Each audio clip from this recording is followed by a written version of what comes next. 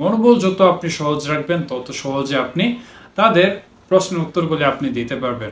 তারা যে প্রশ্ন করবে সেই পয়েন্ট অনুযায়ী আপনাকে নির্দিষ্ট কিছু পয়েন্ট তাদের সামনে তুলে ধরবেন। ইন্টারভিউ বোর্ডে আপনি অবশ্যই চেষ্টা করবেন না কোনো কিছুই যে বাড়ি বাড়ি বলার।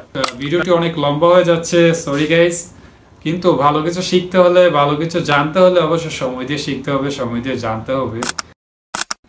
আসসালামু আলাইকুম, hi guys, how are you? আশা করি সকলে ভালো আছেন।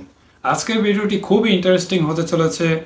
যারা ইন্টারভিউ দিতে যান এবং তারা হয়তো নার্ভাস হয়ে থাকেন, হায়রে ইন্টারভিউ দিতে গেলে কোনো চাকরি ক্ষেত্রে যদি আপনারা ইন্টারভিউ দিতে যান তাহলে আপনারা বা আমরা সবাই নার্ভাস হয়ে যাই যে ইন্টারভিউতে গেলে আমাদেরকে কি কি প্রশ্ন করা হতে পারে বা কি কি প্রশ্ন যে করে বসে আমরা সেই প্রশ্নের উত্তরগুলি কিভাবে দেব।